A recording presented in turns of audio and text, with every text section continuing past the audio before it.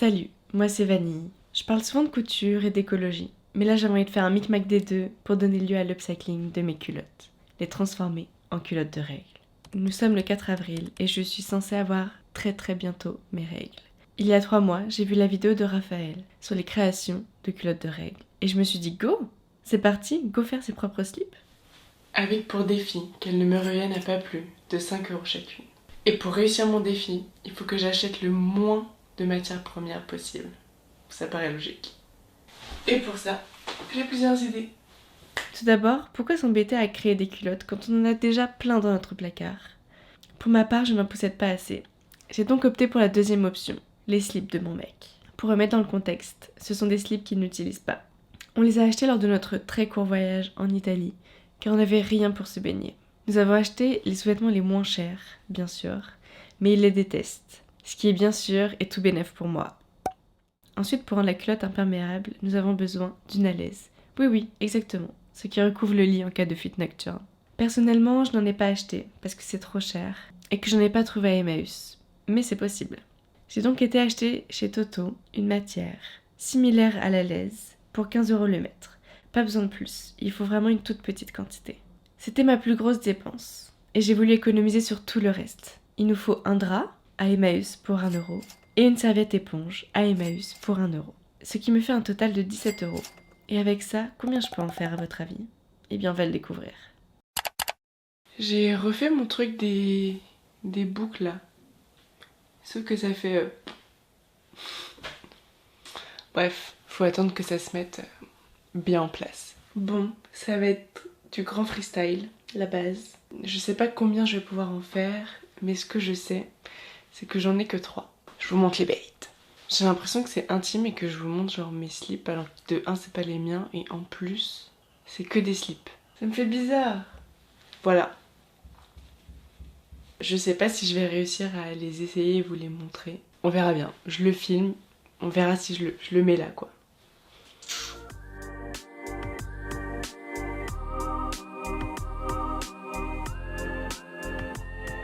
Mon but c'est pas que ce soit joli, j'en ai rien à foutre. Ils sont blancs, ce qui n'est pas l'idéal bien sûr, mais je compte tout teindre en noir une fois que j'ai tout cousu ensemble, pour des raisons évidentes. Je vous montre les autres tissus, je les ai achetés il y a longtemps, je sais même pas où ils sont. Là j'ai une serviette de toilette, mais elle est où? Voilà mon alaise. Donc là j'ai 1 mètre.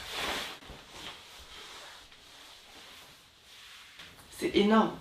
Franchement, j'ai l'impression qu'on peut en faire genre 15-20 avec ça. Déjà, ça vire. Hein. Qui garde les étiquettes? Putain, là, on va rentrer dans ma vie intime. Ça me fait bizarre.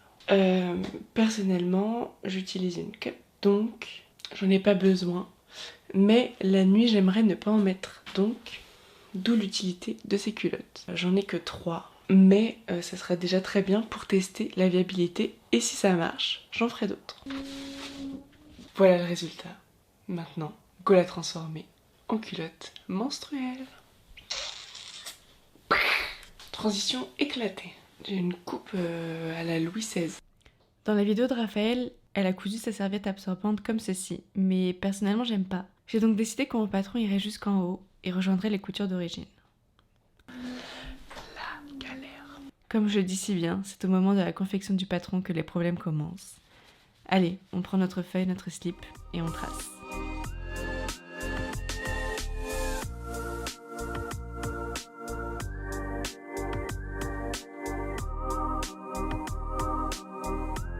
Je suis vraiment con, j'ai pas pris assez de feuilles.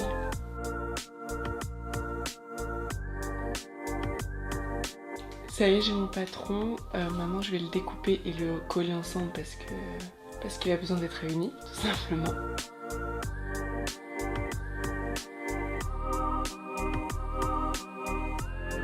Je vais le mettre par terre parce que j'ai la flemme. Vous connaissez ma flemme, si je l'obéis pas, on va jouer à LOL. Est-ce que je viens de passer 1 heure à regarder des vidéos YouTube? Oui.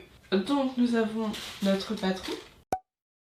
Et maintenant je vais passer à l'étape suivante qui est de découper chaque pièce pour ensuite les mettre là-dessus. Je coupe donc une fois dans la matière de la laise. une autre fois dans la matière éponge et une dernière fois dans des draps. Et c'est fini.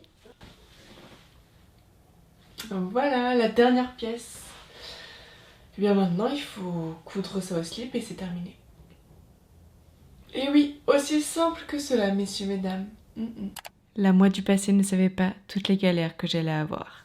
Je vais juste d'abord surfiler toute la matière éponge parce que elle fait des peluches partout, cette pute. Mais je les surfile tous ensemble.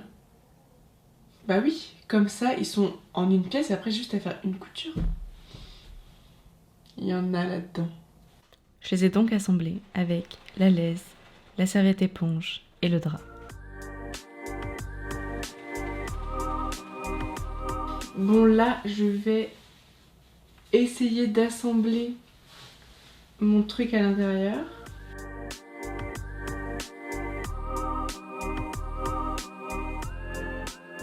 En fait, ce que j'ai peur, c'est que la matière soit plus élastique et que du coup, je rentre plus dedans. Comme on peut le voir, il est plus grand là sur les côtés. Ça, c'est le slip, ça, c'est ce que j'ai rajouté. Je vais coudre en zigzag, comme ça, ça va rester élastique.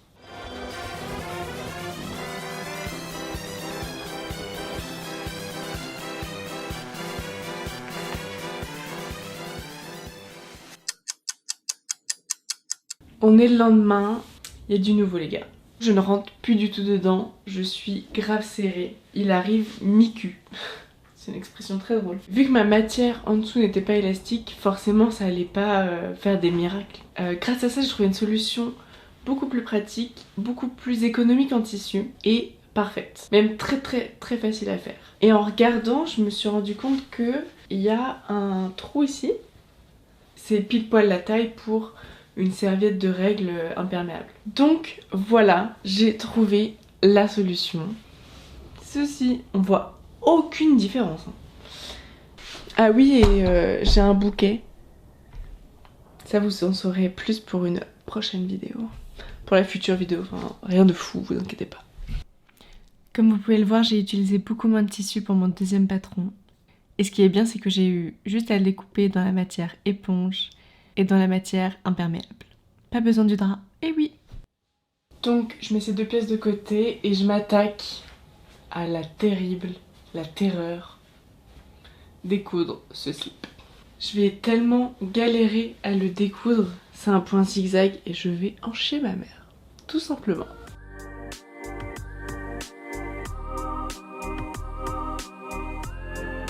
Pour toujours économiser du tissu, j'ai découpé dans le premier essai de serviette. Là maintenant ce que je vais faire c'est que je vais surfiler tout le tour et ensuite j'aurai plus qu'à le glisser à l'intérieur et faire 2-3 points de couture pour que ça tienne. Easy peasy.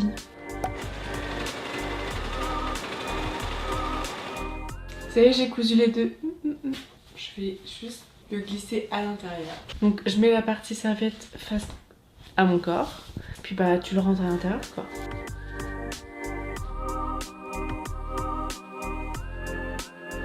Il reste plus qu'à le fixer. Je vais coudre le truc qui est à l'intérieur au petit bout de tissu qui dépasse. Pareil de l'autre côté. Et ensuite, ici.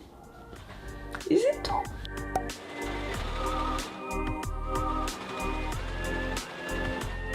Ça y est, j'ai terminé mes 3 coutures. On voit aucune différence. Enfin, là, il y a quelque chose à l'intérieur, mais je valide. Maintenant, la dernière étape, bah, c'est de l'éteindre. Donc, je vous retrouve plus tard. Pour la teinture, j'ai juste suivi ce qu'il y avait inscrit sur mon paquet, c'est-à-dire mettre tout le sachet à l'intérieur et lancer le cycle. Et n'oubliez pas de bien nettoyer votre machine.